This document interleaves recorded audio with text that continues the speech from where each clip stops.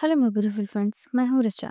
और आज मैं एक्सप्लेन करने जा रही हूँ एक हॉरर मूवी जिसका नाम है तंत्र। तो मूवी स्टार्ट होती है एक आदमी को दिखाते हुए जो जंगल के रास्ते अपने घर जा रहा होता है। तभी उसके मुंह पर कुछ खून की बूंदें गिरती हैं। एंड जब वो ऊपर देखता है तो एक बहुत ही डरावनी लड़की एक मुर्गी को खा रही होती है। एंड उसे देखते ही वो मुर्गी को उसके ऊपर फेंक देती है। और उसे देखकर ये आदमी इतना ज़्यादा डर जाता है कि बस अपनी जान बचाकर भाग जाता है। और ये लड़की उसे ऐसे ही पेड़ पर उल्टा लटके देख रही होती है। अब ये कोई इंसान है या भूतनी, ये तो हमें आगे पता चलेगा। अब प्रेजेंट का सीन आता है जहाँ पर रेखा नाम की लड़की वॉशरूम में पानी रखने जाती है। और वहाँ उसे एक लड़की का भूत दिखाई देता है जिससे वो बहुत ज़्यादा डर जाती है। लेकिन तभी उसकी दादी आ जाती हैं और उसे अंदर जाने के लिए कहती हैं, क्योंकि तभी रेखा के पिता आने वाले होते हैं। एंड रेखा के पिता को रेखा की शक्ल देखना बिल्कुल पसंद नहीं था, क्योंकि रेखा के पैदा होते ही उसकी माँ मर गई थी, यानी रेखा की माँ और रेखा के पिता की पत्नी, जिनका नाम है राजेश्वरी। इसीलिए वो रेखा से नफरत करता है कि तूने पैदा होते ही मेरी बीवी को खा लिया।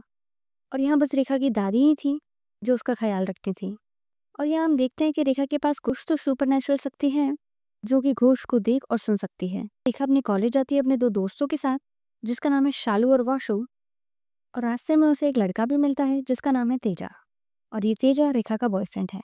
और ये दोनों कॉलेज जाते हुए और वापस आते हुए अपने टिफिन एक्सचेंज करते हैं। तभी रेखा को रास्ते में एक लड़की दिखाई देती है जो पेड़ पर लटक रही होती है। और उसे देखकर रेखा डर जाती है। तो दोस्त वासु बोलता है कि इस जगह यहाँ मत रुको, क्योंकि कुछ समय पहले इसी पेड़ पर एक लड़की ने सुसाइड कर ली थी। और ये उसी लड़की का भूत होता है जो रेखा को दिखाई दे रहा होता है। इस पर तेजा कहता है कि ये भूत वगैरह कुछ नहीं होता, सिर्फ पॉजिटिव और नेगेटिव एनर्जी होती है। जैसे कि हम मंदिर जाते हैं तो वहाँ जाकर शांति मिलती है, क्योंकि वहाँ पॉजिटिव एनर्जी है। और इसी वजह से शमशान जाकर डर लगता है, क्योंकि वहाँ नेगेटिव एनर्जी होती है। और यहाँ हमें पता चलता है कि रेखा और तेजा दोनों बचपन के दोस्त हैं। और तेजा की माँ उसे बचपन में ही छोड़कर चली गई थी। तब से रेखा ने उसे खाना खिलाकर पाला है। और यहाँ तेजा के एक मामा भी होते हैं जिनका नाम होता है शंकर मामा, जिन्हें ये भूत प्रेत और सब टेक्निकों के बारे में नॉलेज होती है, क्योंकि वो अपने टाइम के एक तांत्रिक रह चुके हैं। और वो शूद्र विद्या की प्रैक्टिस भी करते थे। अब ये विद्या क्या होती है ये हमें आगे पता चलेगा। अब यहाँ हम देखते हैं कि शंकर मामा, जिनका एक पैर खराब है, वो तेजा को पॉजिटिव एंड नेगेटिव फोर्स के बारे में समझा रहे होते हैं, जिसमें वो एग्जाम्पल देते हैं कि कुछ जगह पर लोग पेड़ों को काटते नहीं हैं, बल्कि जिस पेड़ को काटना होता है वो उसे गालियां देना शुरू करते हैं, जिससे पेड़ कुछ दिनों में अपने आप ही सूख कर गिर जाता है। और वैसे ही सेम बाहर के देशों में कुछ लोगों ने रिसर्च की है कि डॉक्टर्स लोगों को बोलते हैं कि तुम इमेजिन करो कि तुम्हारे दिमाग में एक पिराना मछली है जो तुम्हारी ट्यूमर को खा रही है।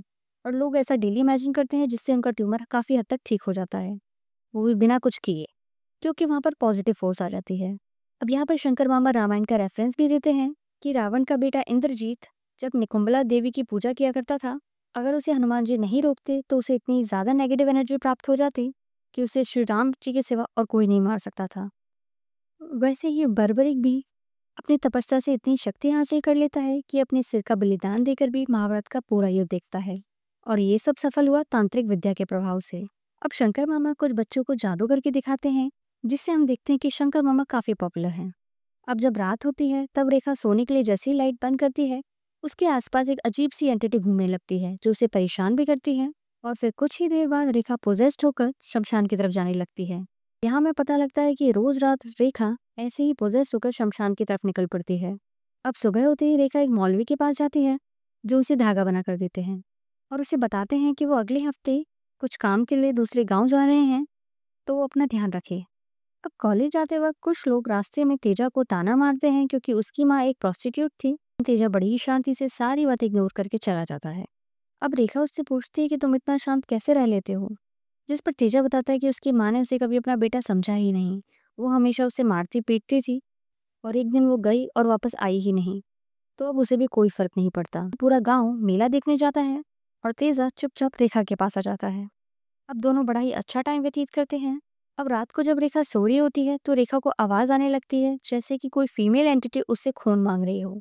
तभी रेखा पोजेस स्टेट में अपनी ही टांग काटकर ब्लड एक कप में भरकर उस एंटिटी को पीने के लिए देती है। अब जब रेखा सुबह उठती है तो वो ब्लड का खाली ग्लास देखकर डर जाती है, क्योंकि उसको याद ही नहीं कि रात को ये ग्लास उसी ने रखा था। और ऐसा पहली बार नहीं हुआ था, क्योंकि रेखा के पैरों पर ऐसे बहुत सारे कट थे। अब नेक्स्ट डे शंकर मामा तेजा को कुछ और काला जादू के बारे में बताते हैं कि कैसे शेर का पेशाब, सुअर के बाल और कुछ जानवर भी तांत्रिक पूजा में इस्तेमाल किए जाते हैं। एंड अब वो अपनी पास्ट लाइफ के बारे में बताते हैं कि उन्हें तंत्र के बारे में इतना कैसे पता है, क्योंकि बचपन में शंकर मामा ने भी एक लड़की पर वशीकरण किया था। पर शायद शंकर मामा के माता पिता बचपन में इन्हें छोड़कर चले गए थे, तो उन्होंने अपना सहारा एक मंदिर में लिया, जहाँ एक लड़की ने उनकी बहुत देखभाल की। वो रोज मंदिर का प्रसाद खिलाती थी और शंकर मामा को थोड़ा पढ़ाती लिखाती भी थी। अब शंकर मामा को उससे बहुत प्यार हो गया था और उस वक्त उनका इंटरेस्ट तंत्र में भी था, और उन्होंने अपनी पहली शूद्र पूजा की, जिसमें उन्होंने सबसे पहली शव साधना की, जिसमें एक सर्कल बनाकर साधक को एक मुर्दे को उस सर्कल के बीचों बीच रखना होता है और उसके ऊपर बैठकर साधना करनी होती है।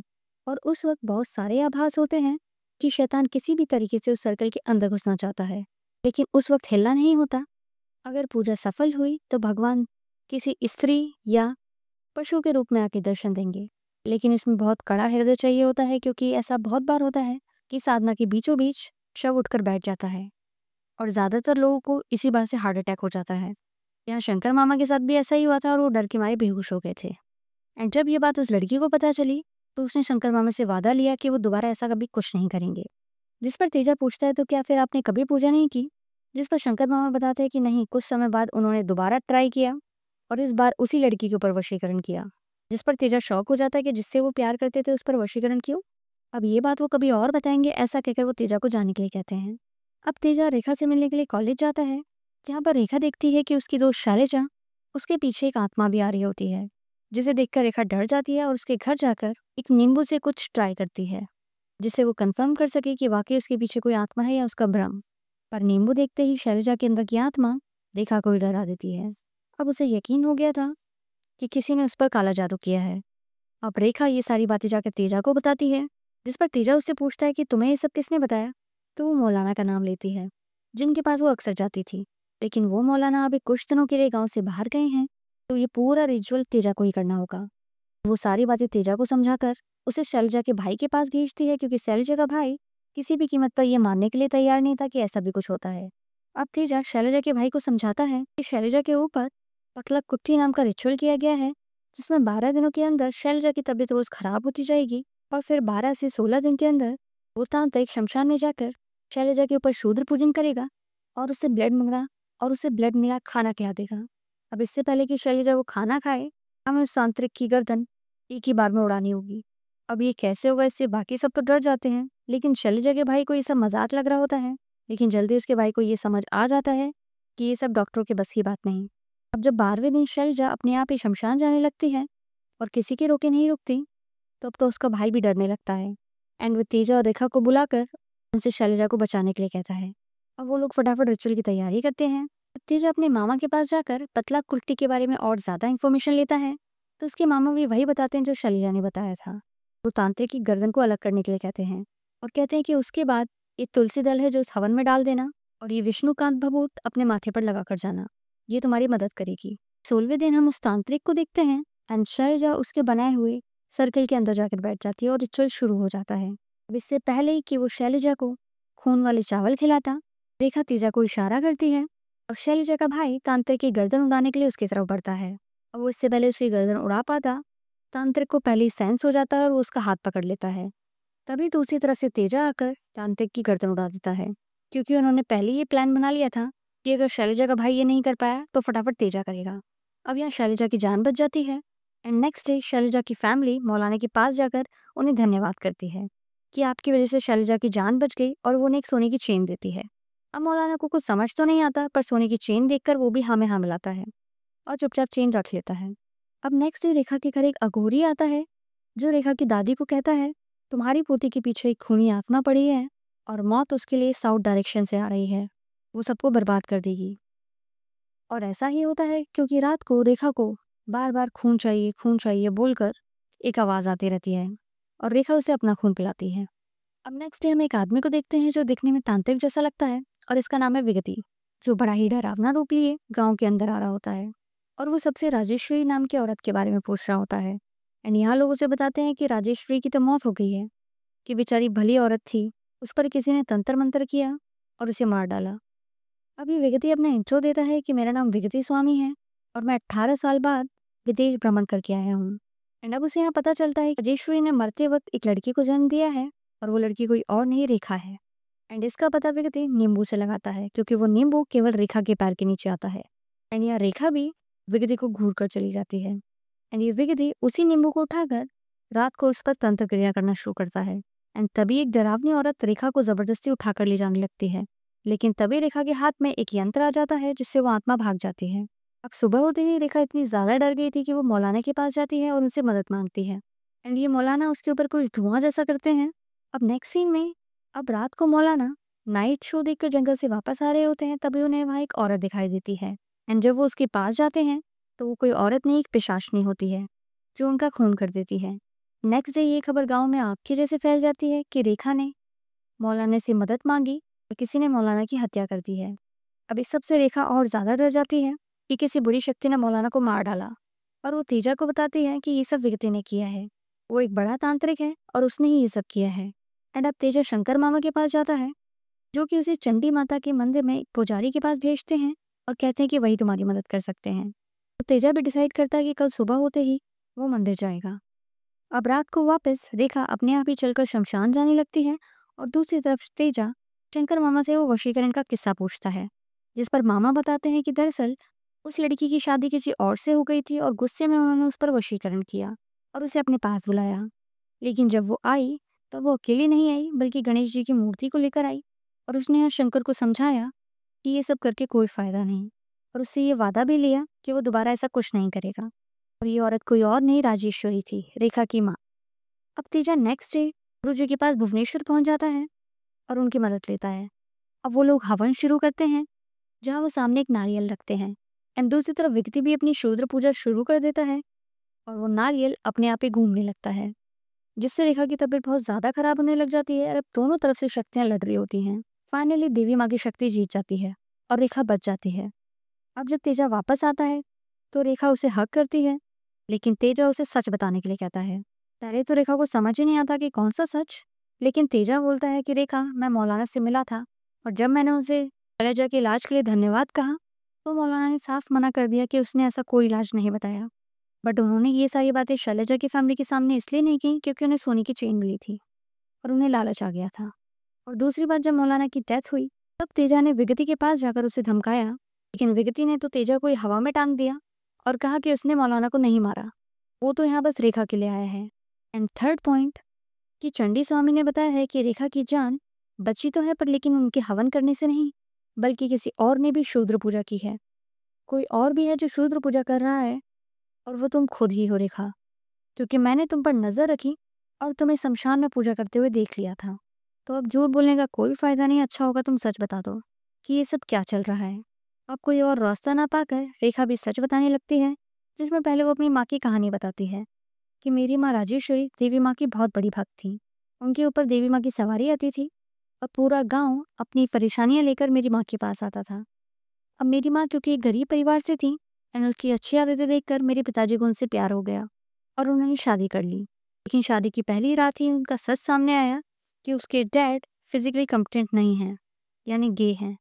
उन्होंने पता था कि राजेश्वरी एक बहुत ही सीधी सादी लड़की है, इसलिए वो ये बात किसी को नहीं बताएगी, अपनी इज्जत की खातिर। रोज राजेश्वरी को मेंटली टॉर्चर करते थे, और एक दिन राजेश्वरी पर विगति की नज़र पड़ गई, एंड वो उसे देखते ही लट्टू हो गया। और राजेश्वरी को पाने के लिए उसने रेखा के डैड से दोस्ती की, क्योंकि रेखा के डैड एक बहुत ही नीच आदमी थे। तो पैसे के लालच में आकर वो विगति की सारी बातें मानने लगे। अब विगति रोज काला जादू करके रेखा के पिता को रेखा की माँ यानी राजेश्वरी को खिलाने के लिए देता। रेखा के पिता वैसे भी राजेश्वरी को मारना चाहते थे, इसीलिए उसे रोज मेंटली टॉर्चर करते थे ताकि वो खुद आत्महत्या कर ले और उसे ये होने वाली बात किसी को पता ना चले। जिस पर विगति कहता है कि तुम्हारा ये काम तो मैं ऐसे ही कर दूंगा, क्योंकि अगर उसने आत्महत्या की तो लोगों का शक तुम पर जाएगा, बट अगर मैं उसे जादू टोने से मारूंगा तो किसी को कुछ पता नहीं चलेगा। अब सबसे पहले वो घर से तुलसी के पौधा उखाड़ने के लिए कहता है, फिर एक पोटली में कुछ बांधकर वो घर के बीचों बीच गाड़ने के लिए देता है, जिस पर राजेश्वरी का पैर पड़ते ही उनका आधा काम हो जाएगा। अब शेर के मूत्र से राजेश्वरी के बाल, नाखून और उसका पीरियड ब्लड से विगति की तंत्र विद्या चालू हो जाती है। वो शूद्र पूजा करता है और राजेश्वरी को वही ब्लड मिला खाना खिलाकर वो राजेश्वरी की तबीयत खराब करने लगता है। अब दिन प्रतिदिन राजेश्वरी की तबीयत और ज़्यादा खराब हो जाती है, एंड 16वें दिन राजेश्वरी हिप्नोटाइज होकर विगति के पास पहुंच जाती है। नव विगति उस पर वज्रोली रति प्रक्रिया शुरू करता है। अब ये प्रक्रिया क्या होती है और इससे क्या होता है, इससे पहले रेखा बता पाती तब तक उसके डैड आ जाते हैं, तो तेजा को वहाँ से भागना पड़ता है। अब वो घर जाकर अपने मामा से वजरोली रति के बारे में पूछता है, जिससे उसके मामा बहुत डर जाते हैं और बताते हैं कि इस क्रिया को पहले पानी, दूध, फिर घी और फिर पाड़े के साथ किया जाता है। और फिर सिद्धि हासिल करने के बाद तांत्रिक को एक ऐसी लड़की या इंसान को ढूंढना होता है जिसके ऊपर शक्तियों का प्रभाव हो, और फिर वो उसकी उम्र छीन लेता है। और इस क्रिया की मदद से ही काफ़ी सारे तांत्रिक जो 200 साल के हैं वो भी जवान दिखते हैं। अब ये सुनकर तेजा को तो विश्वास ही नहीं होता। अब नेक्स्ट डे रेखा तेजा को बताती है कि 16वें दिन विगति ने माँ को वशीकरण करके शमशान में बुलाया, लेकिन राजेश्वरी की सुंदरता की वजह से उसका ध्यान भटक गया और उससे पूजा में गलती हो गई, जिससे विगति की पूरी प्रक्रिया खराब हो गई और वो पागल हो गया और डर कर वहां से भाग गया। अब यहाँ राजेश्वरी की जान तो बच गई, लेकिन उस दिन के बाद से शूद्र शक्तियां उसे डराने लगी। वो ना उसे पूजा करने देती ना कुछ काम, हर पल उसे पागल करने लगी रहती। इतना कि उन्होंने जान देने का फैसला किया, लेकिन रेखा उनके पेट में थी, इसलिए उन्होंने खुद को रोके रखा। और पैदा होने के बाद वो शक्तियाँ रेखा को भी दिखती हैं, क्योंकि उसका जन्म भी शूद्र पूजा की वजह से ही हुआ है। राजेश्वरी प्रेग्नेंट भी शूद्र पूजा की वजह से ही हुई थी। अब रेखा अपनी सच्चाई भी तेजा को बताती है, जिससे यहाँ तो पूरी मूवी पलट जाती है कि शुरू से जिस रेखा को हम इनोसेंट और डरी हुई मान रहे हैं, दरअसल वही सबको डरा रही है। और वो जो आत्माएं हर पल रेखा को दिखती हैं, वो दरअसल उससे मदद मांगने के लिए दिखती हैं। और वह मौलाना के पास भी इसीलिए जाती थी ताकि वो सबके सामने ये दिखा सके कि वो कितनी डर रही है सबसे। और यहाँ सबसे बड़ा ट्विस्ट आता है कि मौलाना को भी उसी ने मारा है, क्योंकि उस दिन जब वो मौलाना से मदद मांगने गई थी कि उसे बहुत बुरे सपने आ रहे हैं, तब मौलाना ने उसे एक कमरे में लिटाया और झाड़ फूक के सहारे वो उसकी इज्जत पर हाथ डालने लगा। जब उसने मना किया, तब मौलाना ने कहा कि गांव की सभी लड़कियों के साथ उसने ऐसा ही किया है, जिससे उनके भूत भाग गए हैं। अब यह रेखा कोई भोली भाली लड़की तो थी नहीं, तो वो मौलाना का गेम समझ गई कि ये लड़कियों को पागल बनाकर उनके साथ दुष्कर्म करता है। अब ये सब जानकर उसे बहुत दुख हुआ, क्योंकि उसने तो उसे एज अ पिता माना था। लेकिन अब रेखा को इतना ज़्यादा गुस्सा आया कि उसने रात में मौलाना की जान ले ली। एंड रेखा को कोई रात में नींद में चलने की बीमारी नहीं है, बल्कि वो अपनी माँ की मदद से शूद्र पूजा करती है। उसकी माँ हर वक्त उसके साथ रहती हैं और उसे गाइड करती हैं। और वो एक बात और बताती है कि तेजा, तुम्हारी माँ तुम्हें कहीं छोड़कर नहीं गई, बल्कि उनका एक्सीडेंट हुआ था और उसकी वजह भी मैं ही हूँ। क्योंकि जब वो छोटी थी तो हर पूर्णिमा की रात उसकी शक्तियाँ बहुत कमज़ोर हो जाती हैं और वो बिना खून पिए इंसान नहीं बन सकती। इसीलिए वो रात को जंगल में जानवरों का शिकार करती थी। और एक रात, जिस स्टार्टिंग में हमने वो लड़की देखी थी ना पेड़ पर बैठे हुए, वो रेखा ही थी। पूर्णिमा की रात जब रेखा बाहर थी तो तेजा की माँ ने उसे देख लिया और वो डरकर भागने लगी और एक ट्रक के सामने आ गई। तब से रेखा ने डिसाइड किया कि वो किसी और का खून नहीं पिएगी, बल्कि अपना ही खून पीकर काम चलाएगी। अब वो जो हर पूर्णिमा की रात कोई आकर उससे खून मांगता है, वो कोई और नहीं, रेखा खुद है। एंड ये सब जानकर तो तेजा हिल ही जाता है और बहुत रोता है। तब रेखा आगे बताती है कि बचपन से उसने उसका ख्याल रखा, उसे माँ की कमी महसूस नहीं होने दी और वो उसे माफ़ कर दे। ये सब उससे अनजाने में हुआ। वो एक राक्षस है और और उसमें वो क्या कर सकती थी। तेजा ये सुनकर बहुत ज़्यादा हर्ट होता है और वहाँ से चला जाता है और अपने मामा को सारी बातें बताता है, जिस पर उसके मामा कहते हैं कि ये सब तो वो पहले से ही जानते हैं। और हर रात वो रेखा के लिए ही शमशान में पूजा का सामान रखने जाते हैं, क्योंकि वो उनकी प्यारी राजेश्वरी की बेटी है। शादी के बाद भी शंकर मामा राजेश्वरी को छिप छिप कर देखने जाते थे, और जब उन्हें पता चला कि विगति राजेश्वरी के ऊपर शूद्र पूजा कर रहा है, तब 16वें दिन विगति तांत्रिक के जल में शंकर मामा ने ही गांजा मिला दिया था, जिस वजह से वो पूजा में गलती कर बैठा, जिससे विगति की पूजा असफल हो गई। और जब राजेश्वरी ने प्राण त्यागे, तब से उसकी आत्मा शंकर मामा को भी दिखती है और उसकी मदद भी करती है। और उसने ही शंकर मामा को रेखा की मदद करने के लिए शूद्र पूजा का सारा सामान देने के लिए कहा है, क्योंकि विगति आज नहीं तो कल उसे लेने आएगा ही आएगा। एंड अब जब विगति आ चुका है और उस पर काला तंत्र कर रहा है, तो शूद्र पूजा उसे बचा रही है। अब यहाँ विगति अपनी नई चाल चलता है और गांव के एक बच्चे को मार देता है और सारा दोष रेखा के माथे मर देता है कि उसके ऊपर एक बुरी आत्मा का साया है। और लोगों को विश्वास भी हो जाता है, क्योंकि लोगों ने अक्सर रेखा को शमशान के आसपास घूमते देखा है और मौलाना का खून भी उससे मिलने के बाद ही हुआ था। अब लोगों को विश्वास हो जाता है कि रेखा के अंदर एक बुरी आत्मा है और लोग उसे विगति के कहने पर एक पेड़ से बांध देते हैं। अब विगति रात में अपनी तंत्र प्रक्रिया शुरू करता है, जो पिछली बार अधूरी रह गई थी। अब रात को उसे रोकने कोई नहीं आएगा, क्योंकि लोगों को तो लग रहा है कि वो रेखा के अंदर की बुरी आत्मा निकाल रहा है। आज पूर्णिमा की ये रात है और रेखा अत्यंत कमजोर हो चुकी है, इसीलिए वो खुद को स्वतंत्र भी नहीं कर सकती और यही दिन विगति ने भी चुना। तभी तेजा उसकी मदद करने आता है और इससे पहले कि वो रेखा की रस्सियां खोल पाता, विगति उसे देख लेता है और हवा में टांग देता है। अब सब कुछ विगति के कंट्रोल में होता है, तभी तेजा को माँ भद्रकाली की फोटो दिखती है, जहाँ उसे याद आता है कि कैसे माँ काली ने राक्षसों का रक्त पिया था। वो भी अपनी जीभ को काटकर उसका खून रेखा के ऊपर फेंकता है, और जैसे ही एक बूंद रेखा के होठ पर पड़ती है, उसकी शक्तियां जागृत हो जाती हैं और अब रेखा आजाद हो जाती है। और अब दोनों तरफ से शक्तियों की लड़ाई शुरू हो जाती है, और यहाँ पर विगति हारने लगता है क्योंकि वो रेखा को कंट्रोल नहीं कर पा रहा था। इसीलिए वो तेजा के ऊपर हमला करता है और उसे बेहोश कर देता है। अब तेजा को बचाने के लिए रेखा खुद अपनी बलि चढ़ाने के लिए तैयार हो जाती है। यहाँ विगति उसका मजाक उड़ाता है कि तुम्हारी माँ ने तुम्हें सब कुछ सिखाया, लेकिन प्यार ने तुम्हें फंसा ही दिया। अब रेखा हार मानने ही वाली होती है कि तभी राजेश्वरी की आत्मा आती है और तेजा को अपनी आवाज से गाइड करती है। उसे गायत्री मंत्र को मन ही मन में जापने के लिए कहती है और बताती है कि दूसरी तरफ शंकर मामा, पुजारी जी और उसके दोस्त भी गायत्री मंत्र का जाप कर रहे हैं। इसलिए तेजा भी अपनी पूरी शक्ति के साथ मंत्र का जाप करता है और उठ खड़ा होता है। राजेश्वरी से बताती है कि उसके लेफ्ट हाथ के पास एक अभिमंत्रित छड़ी पड़ी है, जिसे वो लोग पहले ही यहाँ गाड़ गए थे, क्योंकि उन्हें पता था कि एक ना एक दिन व्यक्ति यहाँ आकर तंत्र पूजा जरूर करेगा। इसलिए फटाफट तेजा छड़ी को उठाता है और विगति जब अपने पूरे ध्यान में होता है, तब वो उस पर हमला कर देता है। इससे उसका जाप वहीं बीच में छूट जाता है एंड अब रेखा भी अपने कंट्रोल में आ जाती है और अब वो अपना असली रौद्र रूप दिखाती है। एंड अब वो खुद शक्तियों को बुलाकर विगति की बलि चढ़ा देती है और वो सारी शक्तियां आकर विगति को खा जाती हैं। चारों तरफ आग लग जाती है और अंत में शंकर मामा आकर तुलसी का पानी हवन में डालते हैं, जिससे सब कुछ शांत हो जाता है। अब तेजा एंड रेखा वापस पुजारी जी के पास जाते हैं। रास्ते में रेखा तेजा से माफी मांगती है और उसे बताती है कि तुम्हारी माँ तुमसे बहुत प्यार करती थी और वो हर वक्त तुम्हारे साथ है, और यहाँ वो उसकी माँ को देख सकती है। अब तेजा भी अपनी माँ को माफ कर देता है। अब नेक्स्ट डे रेखा और तेजा पुजारी जी के पास पहुंच जाते हैं। अपने एक खून पीने की आदत और इन शक्तियों से मुक्ति चाहती है, जिस पर पुजारी जी उसे समझाते हैं कि उसे अपनी इन शक्तियों को ऐसे छोड़ना नहीं चाहिए, क्योंकि उसने विगति जैसे बुरे तांत्रिक से इस गांव की रक्षा की है। एंड फिर वो देवी के 10 अवतारों के बारे में बताते हैं, जिसमें से एक अवतार छिन्नमस्ता भी है, जो खुद अपना खून पीती हैं। अब यहाँ पुजारी जी समझाते हैं कि जब तक शक्तियों का गलत उपयोग ना हो, तब तक अपना खून पीने में भी कोई दिक्कत नहीं है, और उसे बुराई से लड़ने के लिए शक्तियों की आवश्यकता पड़ेगी ही। अब रेखा को एक नया उद्देश्य मिल गया है कि वो अपनी शक्तियों का लोगों की भलाई के लिए इस्तेमाल करेगी। अब वो इन शक्तियों को भगवान का आशीर्वाद समझकर रख लेती है, और इसी के साथ ये मूवी खत्म। तो दोस्तों, अगर आपको कोई ऐसी शक्ति मिले तो आप कौन सी शक्ति पाना चाहोगे? एंड अगर आपको मेरी एक्सप्लेनेशन अच्छी लगी तो please like, share and subscribe.